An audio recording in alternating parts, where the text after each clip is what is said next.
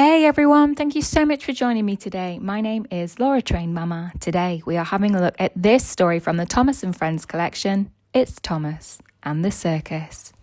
The engines were very excited. The circus was coming to the island of Sodor.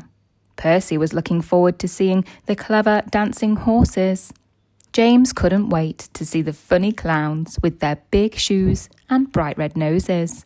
And Thomas? He just wanted to see the big top tent go up.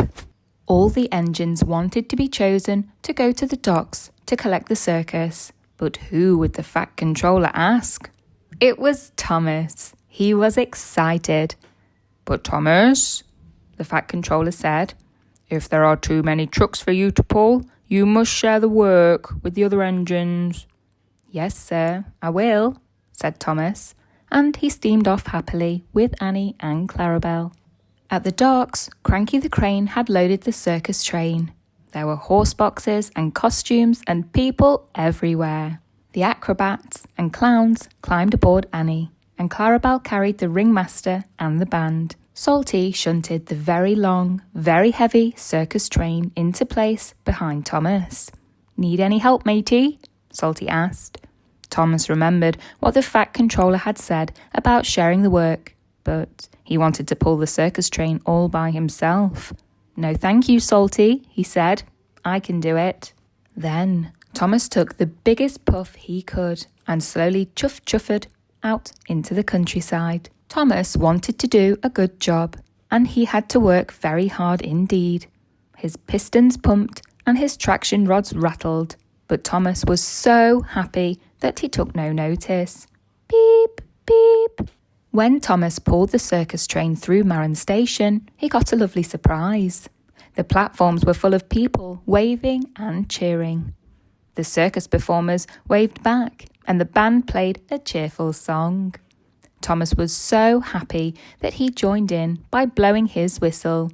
Beep, beep. When Thomas had to stop at the junction, children lined the bridge to wave and cheer. Beep! Thomas blew his whistle extra loudly for them.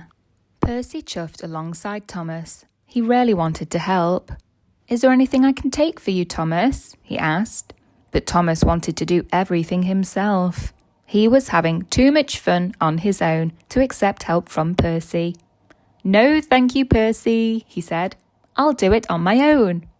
"Oh, I see," Percy said, disappointed, as he watched Thomas chuff away. Thomas puffed on and on and on. The train felt heavier and heavier and heavier.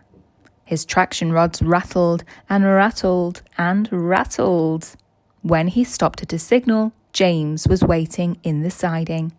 Like Percy, James wanted to help with the circus train. "If you uncouple some trucks, I can take them for you," James offered. But Thomas still didn't want any help, even though he was tired. "No, thank you, James," he said.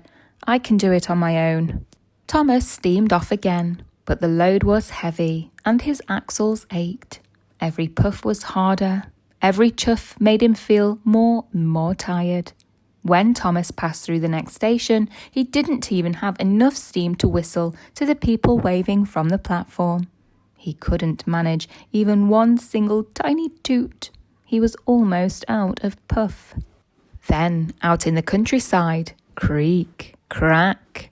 Thomas's traction rods broke, and he stopped with a jolt. He couldn't move. Thomas was very worried, and so were the circus performers. "We need to practice," said one of the clowns. "And the horses need more hay," said the ringmaster. Thomas's driver telephoned for help, and soon James arrived with new traction rods. Percy brought some hay for the horses too. Thomas was very sorry to have caused a delay. "I wanted to keep all the fun to myself," said Thomas, "but now I wish I had shared the work with you." "Never mind, we'll all have fun now," puffed Percy kindly. Thomas had his new traction rods fitted. Then he was uncoupled from the trucks. Percy and James took the dancing horses and the funny clowns, and Thomas took the band and the big top tent. Then the band started playing and the circus train set off again. Percy was right. Sharing the work was much more fun.